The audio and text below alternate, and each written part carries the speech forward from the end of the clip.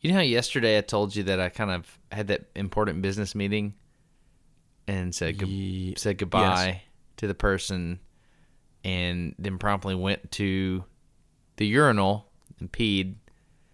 Oh. And then walked away from the urinal and got a little bitty wet spot on my... You remember this?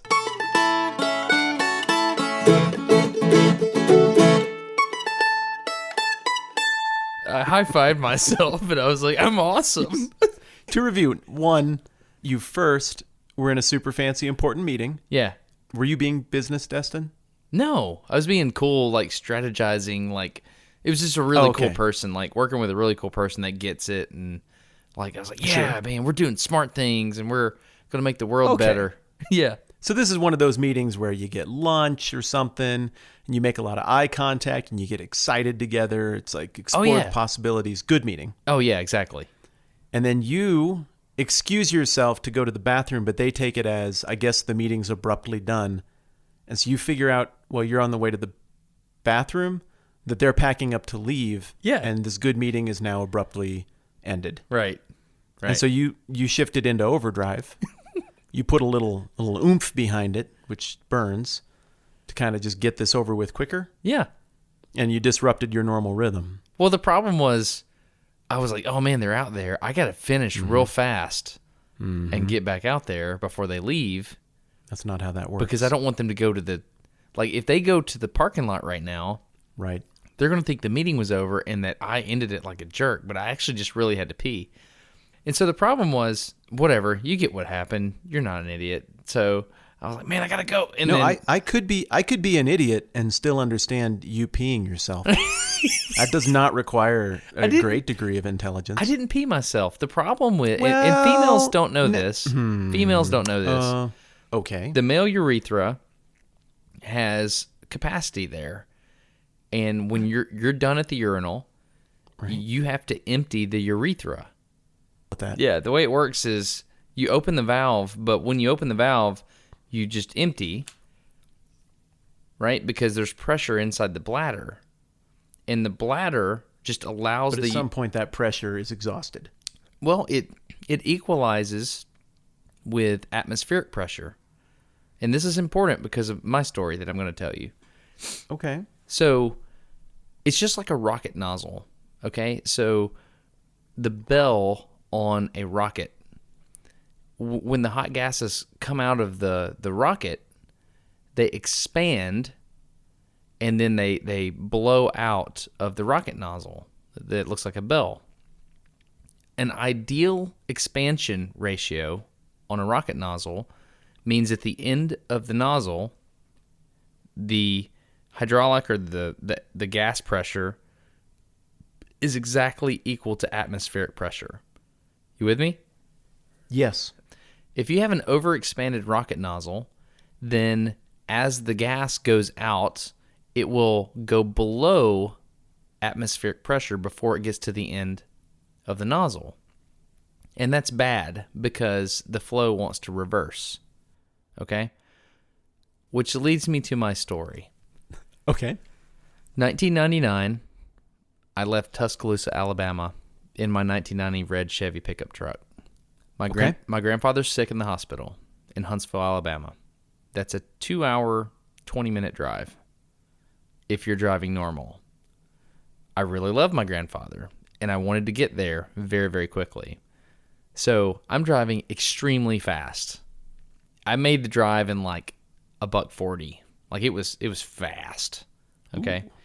And I had to pee really, really, really bad, but I did not want to stop because I really wanted to make it to the hospital in time.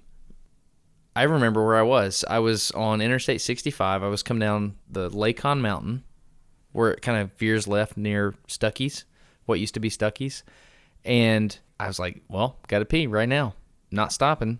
Got to see Granddaddy. Looking around. Oh, there we go. Coke bottle. It's happening right now. So I get the Coke bottle. It's empty. Take the cap off. It's a normal 20-ounce Coke bottle. Okay, so the super small mouth. Exactly. So it's not going to work. Be fine. It's not like the wide mouth Gatorade that'll you can just use it like you would a piddle pack or something like somebody would do in a helicopter. Or like a Whizzinator if you're trying to pass a UA. Sure. Yeah. So I have to make sure that the urine gets in the bottle. Yes, you do. So to do that, while driving at a high rate of speed, there's only a few options you have. You have two hands, you have two legs, which you can steer. Cruise control works. And so I'm like, okay, well, this is not smart, but, got to make it to the hospital. So I decided to put cruise control on. I'm steering with my left knee. I get the alignment right. And I was like, okay, well, I want to make sure that when I start, it doesn't go everywhere, right? And so I press up to the bottle. I'm sure you understand what I mean there. Yes, there's actual contact. There's actual for contact. accuracy's sake. There's a seal, so I'm like, well, I don't want to get it anywhere, so I make a seal there. Okay. And so I open the valve. The deep valve. The deep valve, whatever that is. Right. Every single person listening to this right now is flexing and maneuvering to figure out where the deep valve is. Exactly. And if they weren't before I said that, they are now. They are. So I open the deep valve and flow starts to happen. So it's the fluid is going from my bladder into the bottle. So it's from the internal bladder to the external bladder. That's exactly what's happening here. Oh my goodness. Yep. Oh my goodness. My eyes are opening. You see where this is going? Continue. Oh, I do. And it's, I'm flow starts. About to understand something that happened to me once. Continue. The flow starts and the bottle gets about a third of the way full. And I'm like, I'm wondering if I'm going to fill this bottle up because I can feel the pressure. And I know when you feel like you have to urinate and it just stops. A third of the way through, my urine stops and I still have to pee. I'm like, what do I do? And then I figured it out. I'm like, oh my gosh, PeeV equal NRT. I know exactly what has happened here. I don't know if this is Charles' law or Boyle's law. All I know is that the pressure on the inside of this bottle is equal to the pressure in my urethra and in my bladder right now. And I have a perfectly stable, this system. You have a homeostatic relationship. This system is at rest.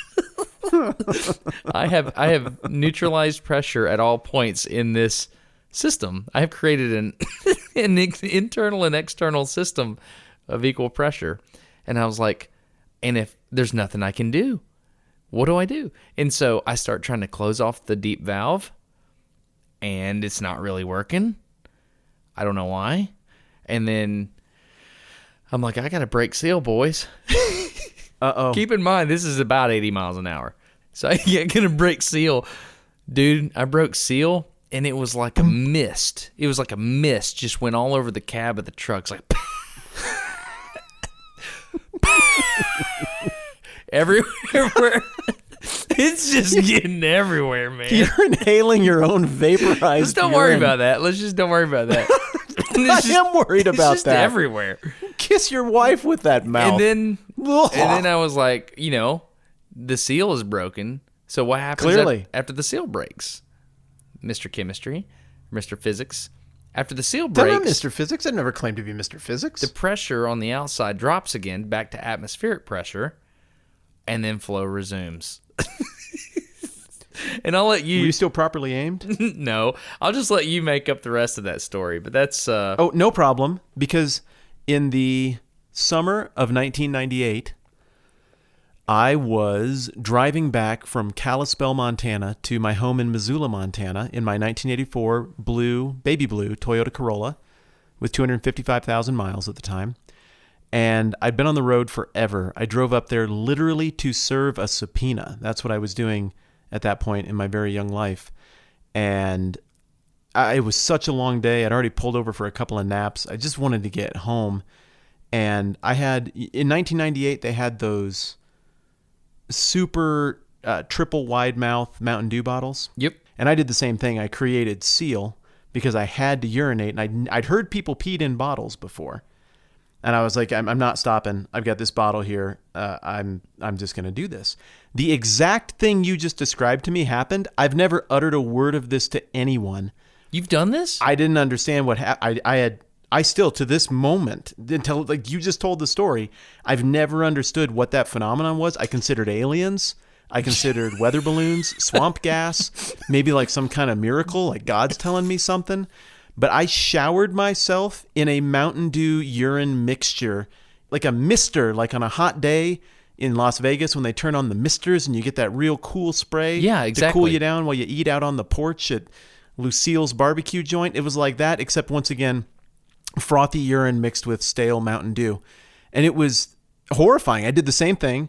I broke seal and then I just peed the cab. It was absolutely horrible. And I did like just the blatant walk of shame. I got home to our apartment complex and there were people outside.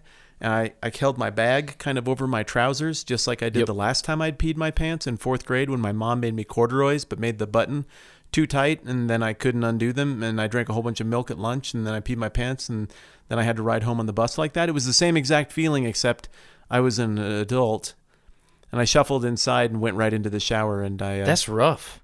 Did that happen to you in 4th grade? Yeah, I peed my pants in 4th grade. That's rough, dude. And I had to ride the bus home. It was a pity. The one thing I will say is it did not in any way diminish my social standing because I was already at 0. I'm sorry. So I just stayed right there. That's a big deal. I mean, that's a huge deal. What time of the day did it happen? Right at dude, I had to pee from like noon on, and my mom was making our own clothes because we weren't doing real well at that point. And what a wonderful mom I have. And so mom was buying fabric or even getting fabric from other people and making clothes out of it for us. And she did a good job. That's But awesome. She made me these corduroy pants. And the only mistake she made was that the buttonhole was too small. And I just physically could not undo that button. And she was very thorough. So she had stitched it again and again so the button wouldn't pop off. And I went into the bathroom at the end of the day. And you know what it's like when it's just explodingly powerful. Mm-hmm. And I ran in there. And I stood in front of that urinal and I'm battling my pants, and I just could not get the button. I could not get it undone. And just here it came. And I just watched my tan pants turn deep brown. Man. And I was like, oh, better. Oh, no, I'm going to pee on the floor. It was one of those full body length urinals. God. So I kind of held my shoe in the urinal area so that the pee would go in there to be considerate of the nice janitor lady who I liked. Like Billy Madison? It was a lot like that. You ain't cool unless you pee your pants. And I was Miles Davis level cool in that moment. So then I had to walk out of there with this one pant leg that was deep brown and the other pant legs that were properly tan, and just try to explain that to people. And nobody wanted to sit by me on the bus. And then all the seats were always taken on the bus for the first part of the ride until I got dropped off. And so someone had to sit by me. And they were not stupid because I smelled like pee. I'm sorry that happened to you, dude. I went home and mom figured it out. And she was super sad. Super sad. No, seriously, man. I'm sorry that happened to you. That's a big deal. It sucked, man. It's honestly one of the most traumatizing things from my childhood. But I don't know. I was a pretty reboundy guy. I never really laughed about it a lot, but I just went back to school the next day. It was fine. I was filled with wonder. Everything was good. I wore my moon boots. Everything was fine. But I'm serious, dude. Like, that happened to me. And this is why it's important that we're friends. There are mysteries of my past, like how I showered myself in my own urine, that I never would have understood if I hadn't met you. Thanks. This episode of No Dumb Questions is sponsored by HelloFresh, which is an awesome way to feed your family awesome food at your house that you cooked with your awesome brain and your awesome hands. I like HelloFresh, in case you can't tell. Yeah, it's like how all the best stuff in life happens, where you do it yourself, you partner with competent people, and you get good things out of the deal. I'm learning things about how to cook and how food works that I did not know before. Yeah, HelloFresh is simple and convenient. You just go to the website. You can pick whatever kind of food you want. You can do meat if you're into like carnivore stuff like Matt is. Which I'm into. You can also do vegetarian stuff, family stuff. There's all kinds of stuff you can choose. The recipes are wonderful. I have literally eaten every bite of HelloFresh that has ever come to my house. It's good stuff. So if you want to get HelloFresh, there's an offer here. For $60 off, that's $20 off your first 3 boxes. Visit HelloFresh.com/NDQ60 and enter NDQ60 at checkout. You see what they did there, Matt? You see how that works? I do see how that works because it's like 6 meals for free when you project out how all of that happens. Yeah, and I think just straight through the front door, what they're doing here is they're wanting people to try it for an extended period of time because there are different meals, and they want to make sure that you get like different meals so you can try them and you can make sure that you're picking the recipes that you like. But I've seriously never had a bad recipe. No, me neither. I like what they're doing. It says they believe in the product, and they should, but I get it. This worked on me. Our first 3 meals ever totally pushed my boundaries and took me from, that was a good meal that we cooked at home, to this is changing how I think about eating.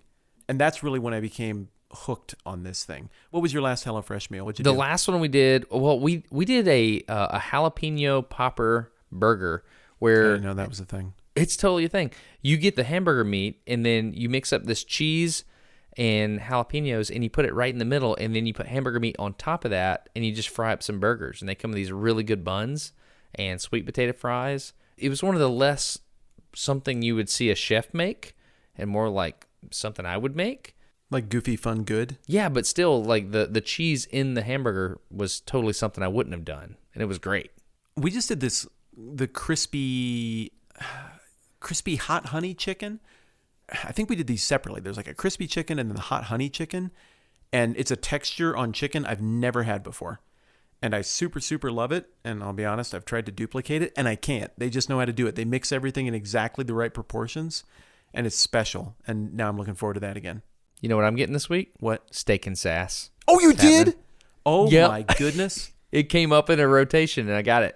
I don't know if we ordered it or not. I'm going to go over there as soon as we are off of the microphones and collect my steak and sass, because that is still my number one. Let's get back to the episode, but here, let me just say the code again. Yep, say it. For $60 off, that's $20 off your first 3 boxes. Visit HelloFresh.com/NDQ60 and enter NDQ60 at checkout. It's good. It will change your life. You will like the food you're eating. That's just the way it is. He's right. It's good. Give it a shot. Okay, buddy. The Chinese are introducing this thing called the social credit system. Here's my best attempt at summarizing what I understand the thing to be. By 2020, the government of China is wanting to have a database and upvote, downvote ranking system that they control for every person and every business that measures their social reputation. And then they are going to punish or reward people based on all of these metrics that they alone get to run. And if that sounds like I think it's sinister and I'm not painting it in a good light, it's because I think it's sinister and I don't want to paint it in a good light. You went and read about this too? Yeah, dude. It's like I sat there in silence listening to you explain it because it's unbelievable that it's actually happening. Yes. Like, it's unbelievable that how can this humans be a good idea? Are doing this. Yes. I don't know. I'm thinking we're going to be pretty similar on this episode, dude, on our feelings here. But I don't know. I have some examples that we could talk through later, though. But anyway, go ahead. You have the floor. But who on earth could we find who would represent the other side on an issue like this? Who other than the government of China is going to be like, oh, absolutely, I would like a non-accountable government entity to just judge my behavior and thoughts and then reward me or punish me with basic privileges like internet speed or being allowed to travel by train or plane based on whether or not I've pleased them with my ideas. No one is for this. This is not one of those left-right things. It's one of those human things where like this is what the villain does in the movie and everybody knows it's the villain. This is a terrible idea. You know where I've seen something similar to this? Tell me. It was in Honduras. Okay. By the church. Okay. So there's this really small town in Honduras that I did some work at with a little orphanage there. And it didn't take me long to figure out how the town worked. There was a large church in the area, and there was also a witch doctor in the area. Okay. And they both had 2 really big buildings. And if you didn't give enough money to the church, the particular church was a version of the Catholic Church, I believe. I don't know that it was proper Catholic. I don't know. It was very confusing to me. But if you didn't give enough money to the church, they would cut your power off. You have got to be kidding me. No, man. No, dude. I've, yeah, so, like, after I saw that, I was like, okay, well, cool. I never thought I'd say this, but the church is my enemy now. Well, obviously. Yeah, exactly. I mean, this is why, and very simply, and this pertains to our big point, this is why separation of church and state is a good idea, even if you're a religious person. I would say especially it's the best idea. If you're a religious person. It is the best idea. Yeah, no doubt. And so, yeah, this was obviously really far away from Tegucigalpa, the larger city. And, you know, once you get out in the sticks, the local... I've been out there. Yeah. You've done a lot in Honduras, haven't you? Yeah, we have a friend there. That's actually why Camilla and I learned Spanish, is because we have a friend there and we wanted to be able to talk with her. That's another story for another day, though. Okay. I saw an oppressive, I'm not going to say government, but a group of individuals that wanted power, and they were using whether or not you bowed to them in a certain way at a certain time and did certain things in order to give or deny services. Gross. Yeah. Turbo gross. Well, effectively, that is a government, though.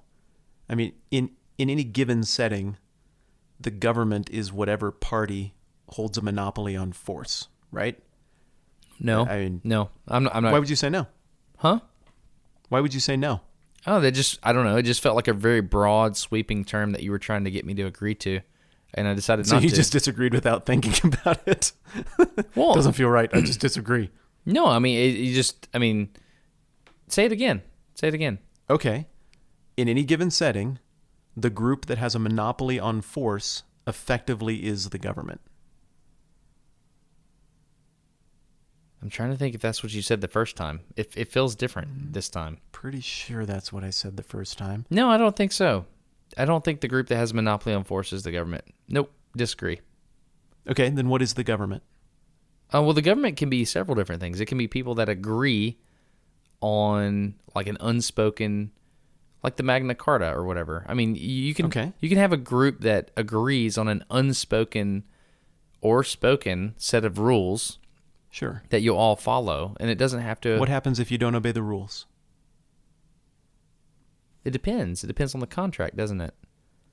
It does. Yeah. But if you don't obey the rules, people are allowed to do something to you to make you obey the rules, right? At some point, force enters the equation, but I feel like you're trying to make government the bad guy in a way that I'm not willing to do. Yeah, I understand that... I'm not sure I'm saying that. I'm no anarchist. I think it's pretty simple. Okay.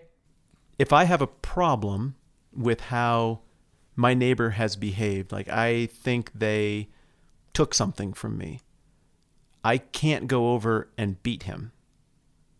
But the government can go over and use force to retrieve my thing. They have the monopoly on force there. Is that a fair statement? Yeah, I just think you're speaking in absolutes. Like, I don't think there's a monopoly on force. There's not, because other people can elevate to force as well. When are you allowed to do that? That's what the American Revolution was about. Well, right. And then we set up a new government that had a new monopoly on force. No, no, America's different, man. No, we don't have a monopoly on... Like, the government does not have a monopoly on force over me. Sure it does. No, it doesn't. That's the right to bear arms, dude. Yeah, but you can't use them. You can't? No, I mean, you can't go use your gun to be successful at business. This is what I'm saying. That's different. Okay. You're speaking in broad, sweeping terms, and you're saying everything is like this, and it's absolutely this way, and I disagree with you. That's the part where we disagree. No, I do think everything is that way, and it's okay that you disagree with me. Cool. Both can be true. No, I think it's really simply this: you can't have two governments that are in competition over which one gets to use force in occupying the same place. That doesn't work. So if the Catholic Church in Honduras, and it's not like this in other parts of the world, that must have just been something that was going on locally there. But if the Catholic Church in that town in Honduras was allowed to control things, to effectively decide who got what privileges, they had the monopoly on force there because the government presence must have been so limited. So the effective government is whoever can make you do things, whoever you have to adhere to, or else they get to make you adhere. I don't see why that's controversial. I think most people would say it's okay to have such an organization in any given society. Somebody who can, arbitrate disputes and be like, okay, you guys don't get to shoot each other over this, but you disagree, and instead of it coming to blows, by the merits of being a part of this social contract, the court will decide between you, and the court only has the right to exercise force to decide who gets what and how this gets sorted out. Monopoly. I think most people would say that's good. Monopoly, noun, the exclusive possession or control of the supply or trade in a commodity or a service. Yes. I think it's possible that you've been saying the phrase monopoly on force for a long time in your life, and you like the way it sounds, and so that's the term you use. But I don't know that I 100% agree with it. Okay, well, let's keep gaming that out because I think it's important to this conversation. Where are you allowed to use force to make other people do things that you think they ought to do in your life in this country? I don't. You can't at all, right? No, I don't think so. I mean, no, yeah, I guess I can. If it depends on castle doctrine. If you come into my house and you decide you're going to do harm to my family, then I am allowed to use force to kill you. Allowed by who? Me. Yeah, but who says that you're allowed to do that? I don't know, man. You keep wanting me to go to your place of thinking here. I don't understand why we can't just both believe different things here. Well, I think we can believe different things. I just don't think you understand what I'm saying. That's why I'm sticking with it. Okay, cool. Sure, I'll accept your definition. So the government has all control. Okay. I'm not saying the government has all control. I'm saying the government's the only one in any given society who's allowed to use force. Disagree. If you do it, you do so only with the permission of the government. Like, why is there a castle doctrine? Okay, yeah, I can agree with that. Okay. So any force that you exercise is only at the good pleasure of society and the government that represents society. And I'm not saying that's necessarily a bad thing. I'm just saying that's what a government is. Okay. Okay, so what is troubling to me about the China thing is that the group that has a monopoly on force is exercising that force to tell you effectively how you can act, what you can and can't think or say, and keeping track of points, and then depriving people of the freedom of movement, the ability to travel, the ability to publish, the ability to have high-speed internet, simply because they're using their monopoly on force to restrict those things, and there's nothing you can do back. You can't say, oh no, I will too travel. That's a crime. How does it work? Like, do you have a card or something, or like, is it your social security number and you either get points or get points taken away, or what actually happens? Yeah, I don't know. It seems pretty nebulous. I've been doing homework on this. There's an article kind of before all of this got big and you started seeing it around the internet. There was an article on Business Insider that covered a bunch of this stuff. Just pulled it up. Yep. Okay. What do you see in there? The Chinese state is setting up a vast ranking system, blah, blah, blah. This was years ago. Yeah, this is October. October 29th, 2018 is what I've got. Banning you from flying or getting the train. Golly, man. This is how you start a rebellion. I think so too. I think it's too much. This is exactly how you start a rebellion. Are people just going to sit there and take it? According to this 9 million people whose basically social credit score, like your money credit score, are too low, have been prevented from buying tickets flying around China already. That's nuts. Stopping you getting the best jobs, keeping you out of the best hotels, getting your dog taken away? No. Yes, you can't have pets. You can be deprived of the privilege of owning a pet. What? I've seen that cited multiple places. I haven't been to China, but it's sure what it looks like. Being publicly named as a bad citizen? Dude. There's also a list for good citizens that will reportedly get you more matches on dating websites. What? But why the heck do they get to be the keepers and deciders? I want to understand how the network is set up.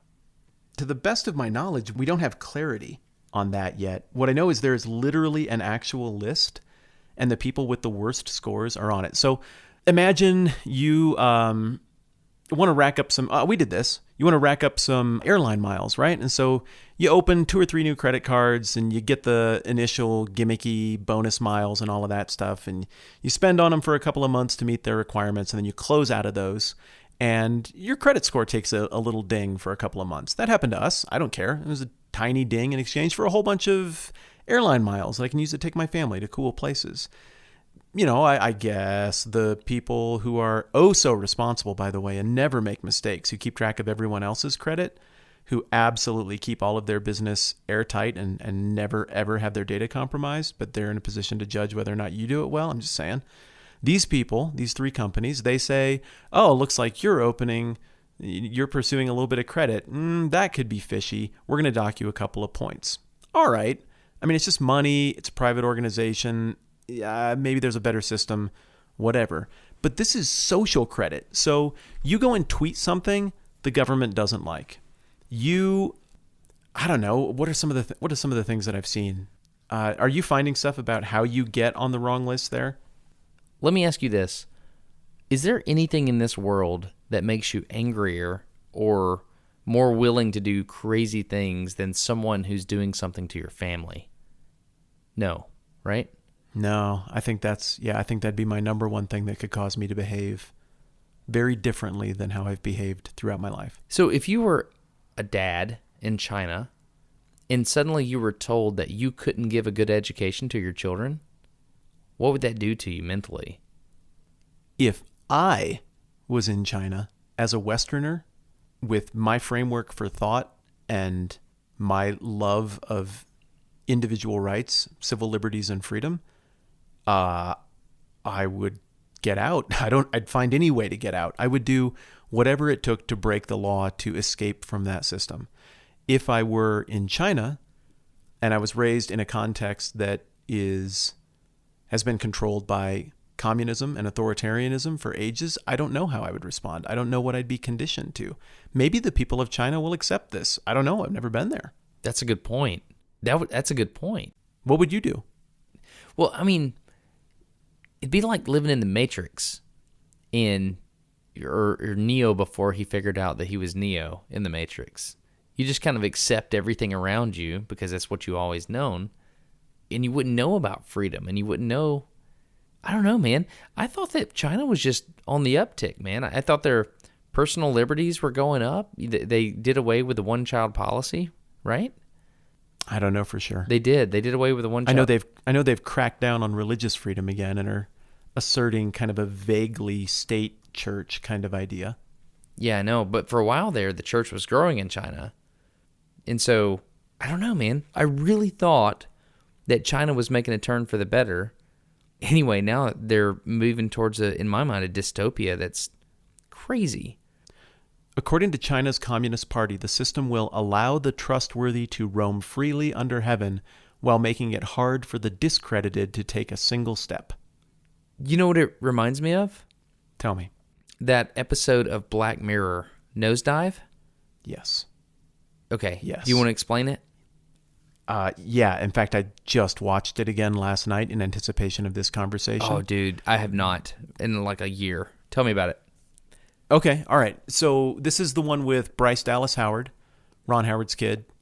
And she lives in this, in my estimation, very dystopian future. It doesn't look like it's enforced by the government. It looks like this is a free market disaster.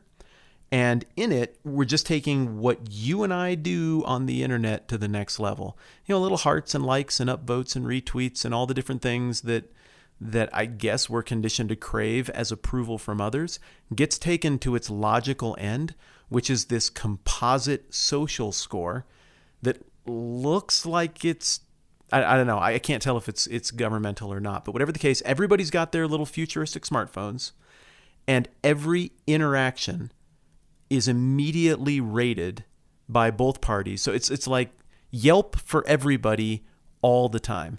And it becomes this situation where, you're trying to get your score up. Everybody's ranked on a system of up to 5 stars. And what you figure out, go ahead. What I remember about it is like if something happens and you do something bad, or it's kind of like Uber. Like if you do something, somebody can Uber rate you, and then that will affect your standing in society. But it's like this old skit. I think it was Gallagher, the comedian. He said everybody should have Nerf guns and with suction cups, and if you do something wrong in traffic, they should be able to shoot you with their Nerf gun. And like if you get a dart sticking out of your car, a Nerf suction cup dart, then the cop gets to write you a ticket. Yeah, and it had a little flag on it that said jerk. I remember that. The guy that smashed the watermelons, right? Gallagher? Yep, which in theory sounds great. Like we can, it's like the Reddit upvote, downvote system for society, right? You get to upvote and downvote people. However, the bad thing about that is, think about how Reddit works. If something gets upvoted, it tends to get upvoted more, right? But if something gets downvoted, it just goes to oblivion quickly. It nosedives. It does. And that was the title of the episode, right? Nosedive. And so the question is, if we did a Reddit upvote, downvote system for people, I mean, everybody would kind of treat people like, the kids on the bus treated you when you peed your pants that day. Glad we're back there. Yeah. What would happen is everyone would constantly, cautiously be waiting with their licked finger in the air to get the first sense of the breeze of everyone else around them who's cautiously waiting and eyeballing the situation. And as soon as the masses got a sense of which way the breeze is blowing, everybody's going that direction. Right. Because what we want more than truth is approval. What do you mean? What we want more than truth is approval. We want to fit. I mean, we're very, very afraid that people will reject us and that we will be on the outside looking in of what everybody else gets to do. That's why the China thing works. Oh, it's discredited people can't even take a single step. I think it's virtue signaling is what it is. And so forces that. Like virtue signaling on Twitter right now is, if something happens like to dogs or whatever, I don't know, I'm just making something up. You're picking a safe one. Good. Yeah. Everybody likes dogs. That's a very safe one. Everybody will jump on Twitter and talk about, I just want to reiterate how much I like dogs and that it's bad to kick puppies. And this person that everybody thought was good that kicked the puppy the other day, I think they're just bad. It's just really a shame that they kicked a puppy. And so I'm just going to virtue signal. And everybody upvotes and everybody claps about it or whatever. But it's like that, only it's government endorsed virtue signaling quantified. The only reason, and this is why I was hung up on the point earlier, the only reason it's even worse when it's government enforced is because they have a monopoly on force. If we have a private system where that happens, that is screwed up and dark, and we'd have to find some way to address it, and maybe we already need to find a way to address it before it just wrecks all our brains and turns us into Nosedive world. But at least theoretically, we can't use violence against each other based on that social score. But the Chinese government can, and they do. And that is freaky. Before, I guess if somebody found out you thought the wrong thing, you might get in trouble or swept away to some gulag somewhere in those kind of communist situations. But now it's almost like pre-crime, like from Minority Report. Mm-hmm. Your thought patterns online look wrong. You are frequenting the wrong websites. Therefore, we're going to preemptively shut you down before you get any further down that road. You just can't do things in society now. Your pet has to go away. What the heck? Okay, so let's flip the coin here. So a long time ago, I was at this conference in Canada, and it's actually the conference where I met Brady Heron. Canada.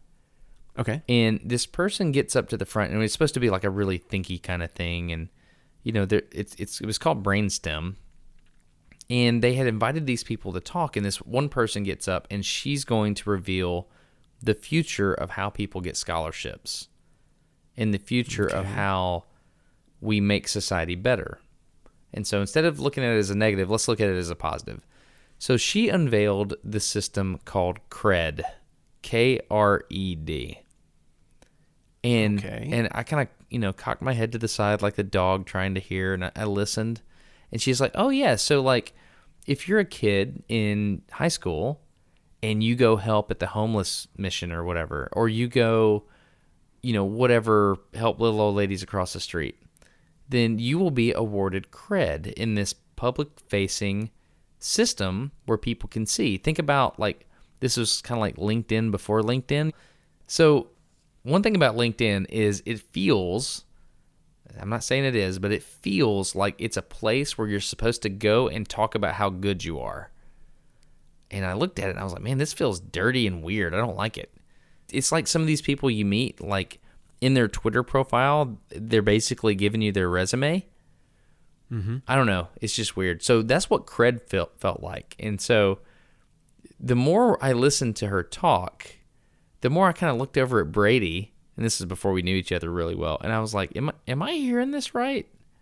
Like, you no longer do good things just because they're good things. You do good things to get points. Is that what this is now? And so we started joking. In fact, that was one of the earlier jokes in our friendship, is we started joking about how, like we would go eat lunch or something like that. And it's like, oh, can I get, here, I'll get something to drink for you, and I'll bring it to your table. Here, how many cred do I get for that? We were just kind of goofing around.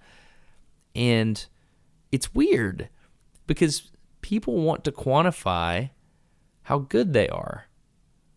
So let's just don't think about the bad. Have you ever wanted to do that? Have you ever wanted somebody to know how good you are relative to other people? Yeah, when I'm feeling insecure. When you feel like you don't fit in a room or you don't fit with a group of people. Sometimes the resume can be something that you can find some personal reassurance in. It's a lot more fulfilling when you're not feeling that insecurity and you sort of don't care what people think. But I think even the most confident of us would have to admit that sometimes we want to trot out the resume to make ourselves feel validated and good. I've certainly been there. You figure out pretty quickly that the social cred system, even the artificial ones that we try to lump together to make a composite of someone else's value or reliability, for me, none of that is effective as the smell test. I know reliable people when I've interacted with them for a while, and I know unreliable people when I've interacted with them for a while. I feel pride when I behave reliably and other people come to think that I am. I feel disappointment in myself and embarrassment when I behave unreliably and people don't trust me anymore. I trust that system, but ultimately, the rain falls on the righteous and the wicked. There are people who I think aren't doing life maybe the best, but they're succeeding, and I can't really resent them for that. So what that tells me is there are also people who I think are living life wonderfully and they're not doing so great. So what that tells me is that my evaluative system is probably flawed. And I'm really not in the best position to judge people's personal credit score because I just don't know. I don't see things as well as I'd like to imagine I see things. And I don't think the government does either. Well, let me help you out. Okay. So you're in front of a computer, right? I am. Twitter.com/cred, Kred. Heard of it? I decided to go check up on this little organization. I don't know what it is that Brady and I listened to years ago. I was like, I want to see what this is now. Because, knowing the internet has probably done something. What am I looking for? So, Cred is a score and platform for increasing online influence. Cred influencers have a combined following of over 300 million. I don't know. What? Wait, how does this work? I don't know. So it looks like what happened is they were trying to do this cred system, and they were trying to get a monetary value or a social capital value associated with things you did. And then sometime, I don't know, cryptocurrency happened, and now they're trying to convert it into an actual crypto token of some sort. Oh, yeah, tokens. Okay, I'm seeing this. But anyway, all you have to know is you need to scroll down to this tweet from November 13th, and you need to look at the CEO. That's all you got to do. On my way. I see him talking. Okay, I'm going to listen to this. Seen above the rest. Whoa. What's your reaction to that guy? Whoa. Well, first of all, I would love to hang out with him. I think he'd just be a hoot to go to a ball game with. He seems like the you're kind of guy wrong. who'd ask me a lot of questions about me and my feelings. No, the exact opposite of all of that. Oh my goodness. It's a human steamroller. Like, up yours. I'm the CEO of a thing. That's how he comes off. You calculated his cred score instantly, didn't you? Would you like to be up yours incarnate as well? Do things my way. That's how it came off. Yeah. Isn't that weird? Yeah. But again, here's the thing. You know what I'm going to do to him because of that? Nothing. I will either voluntarily associate with him if I come to like him more, or just voluntarily keep my distance if I don't. That's it. But my point is, the people who seem to get it the least are the ones that need some kind of quantifiable way to prove that they get it. Well, unless he gets it and we actually don't, we wouldn't know if we don't get it. But yeah, theoretically, assuming that we at least have some degree of getting it, yeah, I see that. Well, and also, people like rules. You know this about church. People like rules. They like some kind of measuring system apart from anything that's actually in the Bible to evaluate people's cred scores regarding how they're doing at the religion. And I think people in their brains oftentimes religiously give into having like an AP top 20 in their head of their local community and where they rank in terms of how they're doing at their religion. I think people really have this built-in fascination with sizing up other people and figuring out where they rank. And so stuff like this is very appealing to one who is insecure because it creates a very natural trajectory for if I do these things, I will climb the ladder and score more points. Can I tell you about one more interaction I had this week, and you just kind of digest it and tell me what you think about it? Yeah, absolutely. I've been going to school on two sides of the campus. On the engineer side of the campus, people know about Smarter Every Day. And I was taking the Spanish course, and people did not know about Smarter Every Day. And I went out of my way to make sure they didn't, right? So you wore a mustache? I wore a mustache and glasses. Because it's patently absurd to imagine that Destin from Smarter Every Day could grow facial hair? That's true. No, I just, if anybody ever said something, I went out of my way to be, take them out in the hall and talk about it out there or something like that. Just not in front of people, right? Okay. And this is one young man in class that I've had several great interactions with all semester. And then the last day, we're all sitting in the hall, and the German guy, he mentions that he saw Smarter Every Day talk about internal combustion engines. Of course, it's always the Germans. Of course, it's the German guy. Then it happened, like one person, then the next person heard about it, and then like instantly they all, like somebody whispered the word YouTuber. At the end of the class, this guy that I've had all these great interactions with, like real authentic personal interactions. This is not a joke. He walks up to me at the end of class. He goes, "Hey, dude, I'll pay you $100 to talk to me for 15 minutes. What? He said that. What the heck is that? I know. And I said, "Dude, what has changed?" I was like, "Dude, we've been talking all semester long. I mean, we're just people. What's the deal?" He's like, "No, but you do this thing I want to do." I was like, "Yeah, I'm just a guy though, man." No, you're a YouTuber. It's like you're not a human anymore. I don't know. It was weird. Yeah, and he's burning his 15 minutes right there. Yeah. Like, don't ask. You're just sitting there. Talk, dude. I don't know. It was weird. And so that made me realize that in some people's minds, there's this weird social construct. Yes. And like when I was a normal person in this person's eyes, I could be real and we could have normal conversation and I could connect with his heart. And we had heart connections and we talked about, normal things. But the moment things changed in his mind, everything got weird and it was no longer fun. I didn't like it anymore. Yeah, now you're at work. And now I'm at work.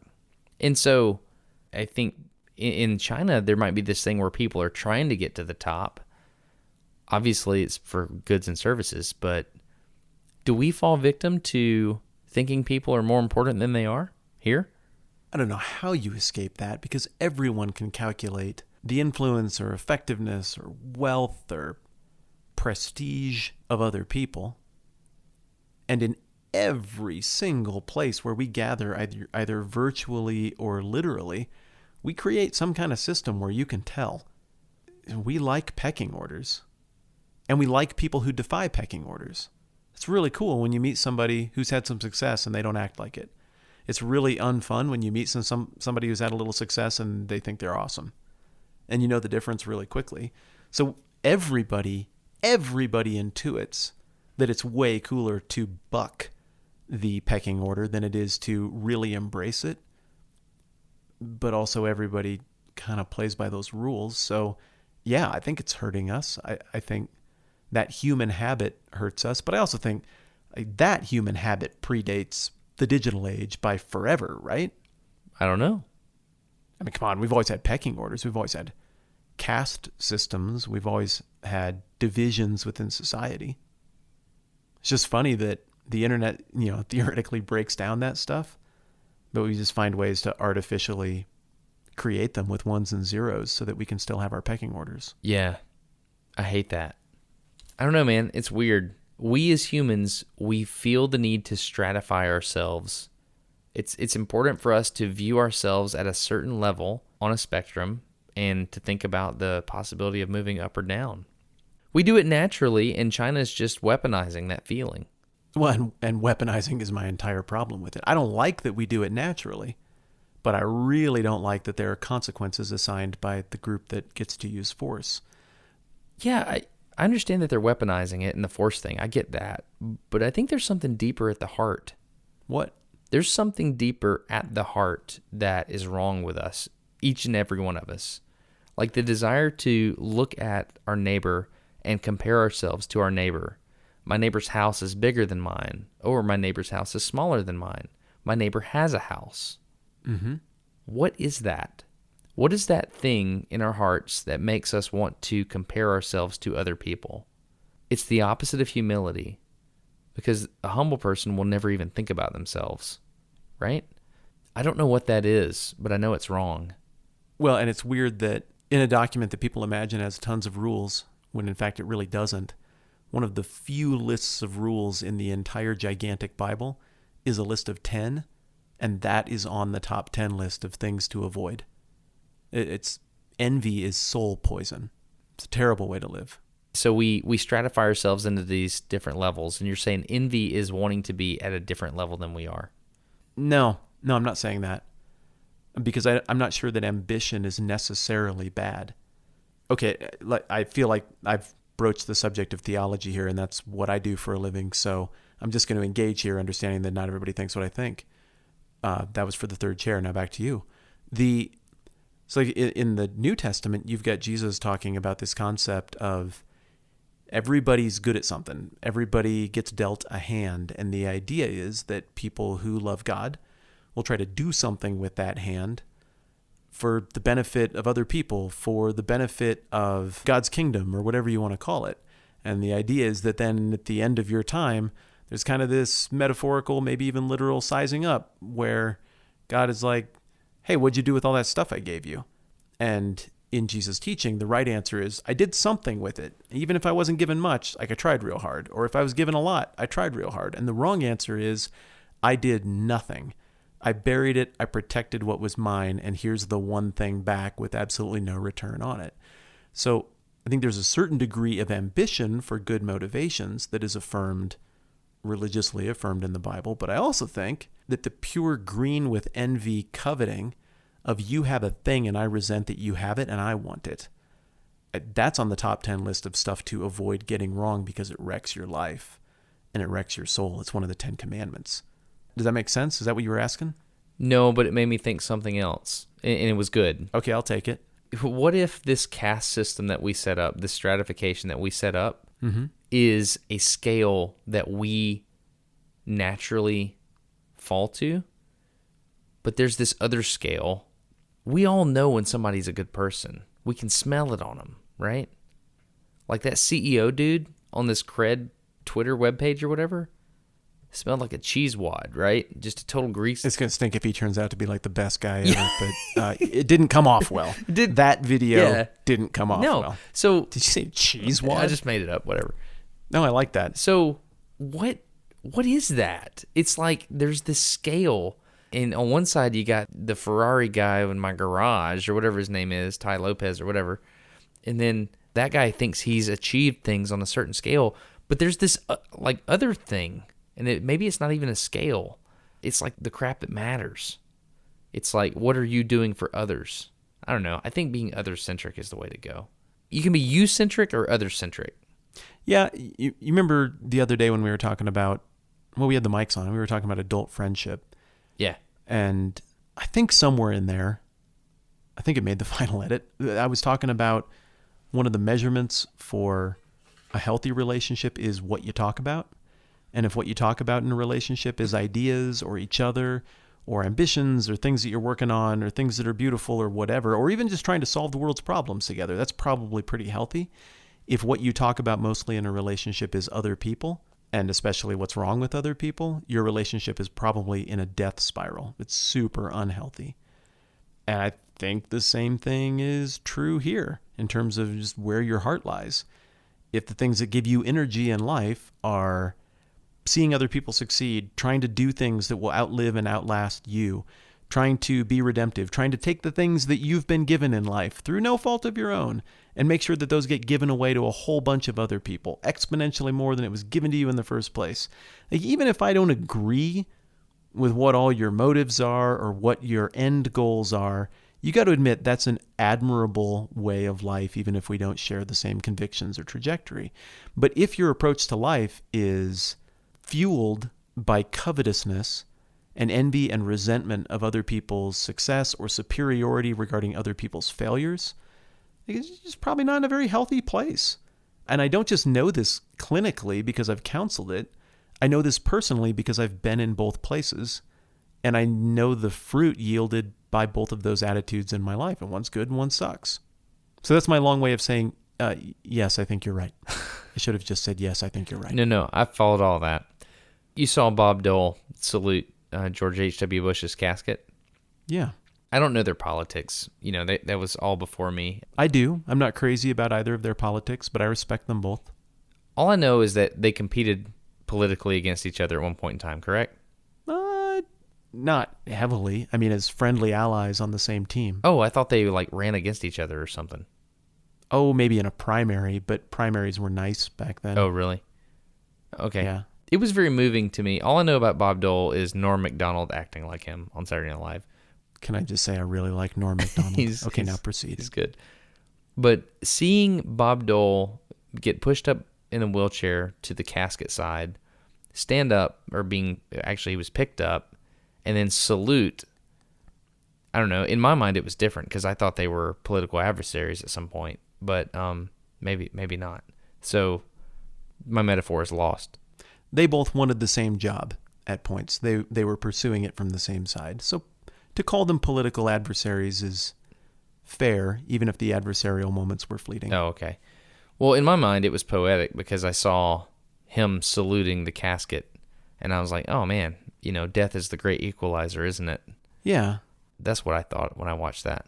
Yeah, and you know what? Maybe an additional illustration of what you're talking about is at the services that I think were today, you had the Trumps, the Obamas, and the Clintons sitting together in a row. And I understand, and maybe I just saw this in passing, so I could be wrong, but I understand there was some kind of deal reached where we just weren't going to take political swipes during this service. It wasn't going to be like the Aretha Franklin service or any of the, people die and then folks get up front and use it to say the thing that they feel passionately about. And it's gross. And I think it really detracts from the individual who died, but especially with George H.W. Bush, who was so gracious in defeat, so encouraging. He insisted on being friends with Bill Clinton, despite, now those guys were political adversaries. They thought very different things. They governed very differently. And did you see the letter that's been floating around that Bush wrote Clinton when Clinton beat him in 92 and took office in January of 93?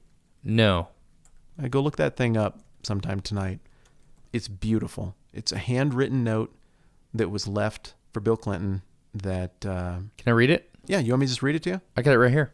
Read it. Let's hear it. It's a great letter. January 20th, 1993. Dear... No. I want you to do the Dana Carvey impersonating January George H.W. 20th, Bush voice. 1993. I didn't think you had it. Dear Bill. Okay, go back to the normal one. Okay. Dear Bill, when I walked into this office just now, I felt the same sense of wonder and respect that I felt 4 years ago. I know you will feel that too. I wish you great happiness here. I never felt the loneliness some presidents have described. There will be very tough times, made even more difficult by criticisms you may not think fair. I'm not a very good one to give advice, but just don't let the critics discourage you or push you off course. You will be our president when you read this note. I wish you well. I wish your family well. Your success now is our country's success. I am rooting hard for you. Good luck, George. What do you think? That's good. That's the way it should be, man. Just good? I think it's that like right now, sitting in the environment you and I sit in, that is like balm on my soul. It's an elixir. My heart is begging for more language like that from people in those kind of positions. And something happened, just as a side note, between 92 and 2000. And it wasn't Bill Clinton's fault. He didn't do any of this. Given where we're at these days, there are things I miss about the days of Clinton. But when the next transfer of power happened, all of Clinton's aides snapped the W's off of the keyboards in the White House before George W. Bush took office. That was the greeting he got. It's something went to crap about how we think about each other in those 8 years. I'm still optimistic that it can get better, but hearing that note and seeing it circulate again this week, it makes me long for a different tone and a different time. I think the context is key here because I think that had to do with Al Gore being the vice president. And how that 2000 election went. Yeah, I think that's the context, the key there. Yeah, and I think that's a fair point. And I certainly am not trying to say I think one party are jerks and the other one's nice. I honestly don't think that at all. I don't think it's about party. I think something happened to the national tone in that frame. But I also agree. And part of what happened in that time frame was we had that disputed election, that awful election of 2000, where no matter who ended up winning that, the other side was going to feel like they got cheated. And it feels like we've just tit for tatted since then. I don't mean to lament those things. I just think it's a really neat letter. Well, I think there's only one way to fix this, Matt. What is that? You should run for president. Oh, that stupid prenup. I can't believe I agreed to that. It's funny. Dude, you know what? I would hate that job, and I would love to have that job. Yeah. I don't know if I could make stuff better or not, but I really honestly think that just kindness and even understanding that even if people I disagree with are wrong, just getting why they care so much. They care because they think that if this happens, it is doing this. And being able to understand, okay, you're a human. You value something. I disagree with how you read the data. I disagree with your political philosophy, but you're trying to do good. I yearn for that trust to be rebuilt, and I would really relish the challenge of sitting in that office and trying to figure out how to make it better. That is not my life trajectory, and I am not heading there, but yes, I do daydream about it sometimes.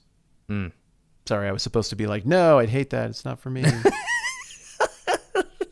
No, I wouldn't want that crown. Don't put it on my head. You said I was like, well, maybe. I don't know. Kiss the ring. Do you have access to that? It'd be fine. I think I could carry it just fine.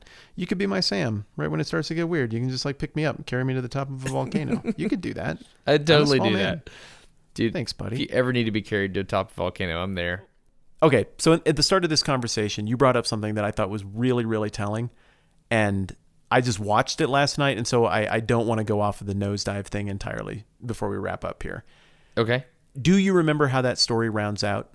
No, I remember that she's supposed to go to a wedding, and there's some kind of issue, and slowly she starts losing these points, and yes, she just goes into a nosedive, and she's like, before she gets to the wedding, or even she gets to the wedding, but she's like, she has no points left when she gets there. Right. And everybody shuns her, right? Yeah, and there are two reasons that I want to come back to this. And one is just to kind of round out the cautionary tale of a social ranking system. And two is because it ends on a beautiful note that I forgot all about until I watched it last night. And I think the beautiful note it ends on is that's the take home. But the cautionary tale, she makes one social mistake. And irritates someone, and everyone gets a vote in this social system in the Nosedive world, and she gets voted down. And it takes her score down just below a certain threshold, and so she has privileges withheld from her. And with each privilege that is withheld because she's gradually ticking down in her ranking, it causes her more problems, which causes her to get more upset and frantic, and causes her to tick down further in her ranking, which causes her more problems. And you get the big picture. Right. And the fakeness of her relationship with her friend, with whom she is in a mutual using agreement to each score points off of each other's place in the ranking system, is revolting. Well, all of the relationships in Nosedive, do you remember just how fake everything was except for her relationship with her brother? Do you remember her brother shared a place with her? No, I don't remember any of this. That's okay. So her brother lives with her, and he sees through it. And he's calling it out as it is. And she basically is just doubling down on screw you, screw you. I'm going to be a fraud. I'm going to play this game. I'm going to score this points. It's how the world works, and I'm going to do it. I'm going to win. And the first thing that happens that initiates the nosedive is that she tells off her brother after he warns her about the dangers of this, and she downvotes him, and he downvotes her back. And that's what causes the downtick and the spiral. Really? So one of the inherent messages is nurture the relationships that are close. They might not seem like a path to all of the great success that you can get out in the great wide world or the internet, but I missed that implicit message last time I watched it. And I think it's really smart. Do you think there's a temptation to neglect the people right in front of you for the imaginary people on the internet? What are you talking about, dude? Of course. Like, I'm not asleep right next to my wife right now. I'm on a microphone with you.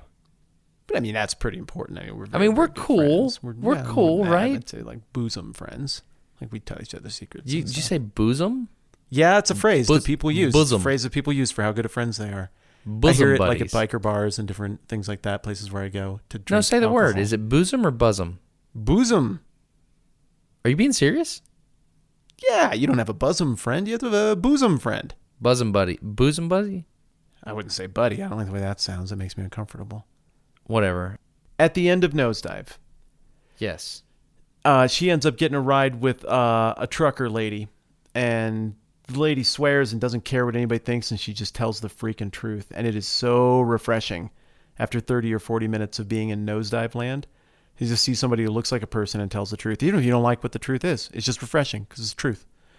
Well, eventually she goes to Nosedive prison because she says the wrong things to the wrong people and doesn't have a high enough score. And in Nosedive prison, she's in there covered in mud and slime and embarrassment.